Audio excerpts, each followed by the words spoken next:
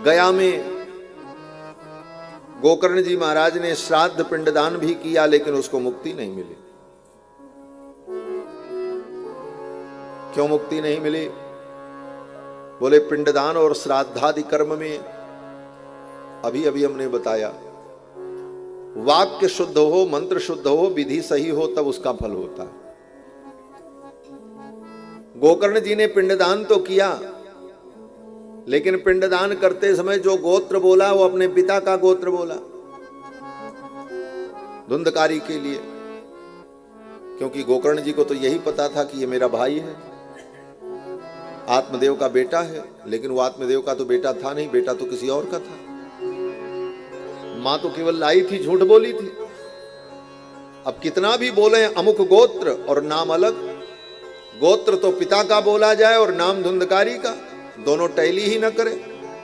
जैसे बैंक में आपको पैसा ट्रांसफर करना है तो उसका अकाउंट नंबर और अकाउंट होल्डर जो है उसका नाम दोनों टैली करे तब न पैसा जाएगा।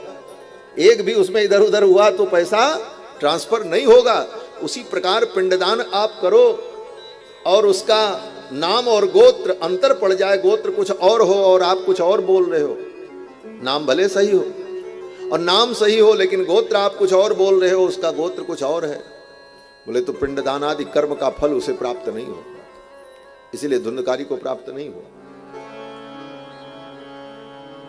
गोकर्ण जी ने पिंडदान किया, उद्धार नहीं हुआ। अंत में धुंधकारी ने कहा एक बार नहीं 100 बार मेरा पिंडदान करो फिर भी मेरा कल्याण नहीं होगा, मैं इतना बड़ा पापी हूं। गया श्राद्ध सतेनापि मुक्तिर में न भविष्यति। तब धुंधकारी के कल्याण के लिए गोकर्ण जी ने सूर्य भगवान से पूछा, आप बताओ इसका उद्धार कैसे हो, किस उपाय से हो? तब सूर्य भगवान ने कहा इसे भागवत की कथा सुनाओ। अगर ये 7 दिन दत्तचित्त होकर भागवत की कथा सुन ले तो प्रेत योनि से ये मुक्त हो जाएगा। भगवान की ये कथा उसका उद्धार कर दे।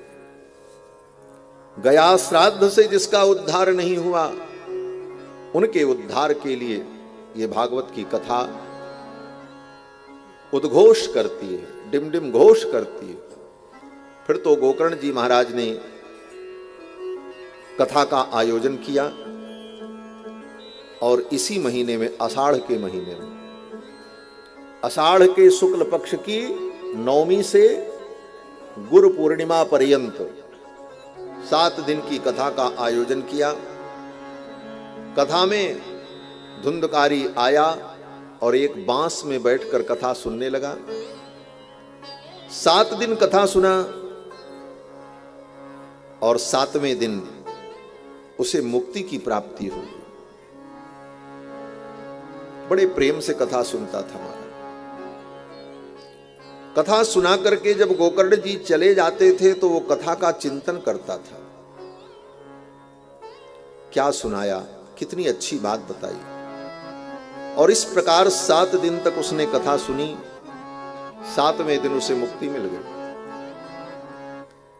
दिव्य रूप धरो जातस्तुलसी दाम मंडितः। दिव्य रूप धारण करके तुलसी की माला पहने हुए प्रकट हो गया धुंधकारी। गोकर्ण जी ने देखा, अरे ये दिव्य देवता कौन है? गोकर्ण जी ने पूछा कौन हो तुम? तो प्रणाम किया गोकर्ण जी को, अपने भाई को। ननाम भ्रातरम सद्यो। प्रणाम करते हुए कहा, हे भगवान मैं आपका भाई हूं धुंधकारी। त्वयाहं मोचितो। तुमने मुझे कथा सुना करके बंधन से मुक्त कर दिया। अब मैं मुक्त होकर के जा रहा हूं। और जाते जाते धुंधकारी ने कहा कि धन्या भागवती वार्ता प्रेत पीड़ा विनाशिनी। ये भागवती वार्ता, ये भागवत की कथा ऐसी धन्य है जो प्रेत पीड़ा का विनाश करती है। कंपन्ते सर्व पापानी। कोई व्यक्ति भागवत कथा सुनने के लिए मंडप में बैठ जाए तो उसके सारे पाप कांपने लगते हैं। क्यों? बोले सारे पाप ये सोचते हैं अब मैं कहां जाऊं, ये तो कथा सुनने बैठ गया और ये कथा हमारा नाश कर देगी, इसलिए सारे पाप उस प्राणी को छोड़ करके भाग जाते हैं। धुंधकारी ने भागवत की महिमा का वर्णन किया और धुंधकारी विमान में बैठ करके भगवान के धाम जाने लगा। धुंधकारी को जब भगवान के पार्षद विमान में बैठा करके ले जाने लगे तो गोकर्ण जी जो कथा सुना रहे थे उनके भाई साहब, गोकर्ण जी ने विमान में बैठे हुए उन देवताओं से कहा, सुनो। बोले क्या? बोले ये बताओ,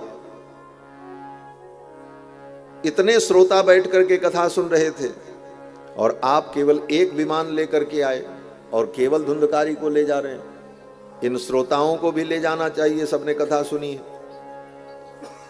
तो विमान में बैठे हुए देवताओं ने कहा, कथा तो सबने सुनी है लेकिन सबने कथा का मनन नहीं किया, सुन लिया बस, उसका मंथन चिंतन मनन नहीं किया। लेकिन धुंधकारी ने जितना मनन किया उसका परिणाम उसे मिला कि उसे कथा सुनकर के मुक्ति मिल गई।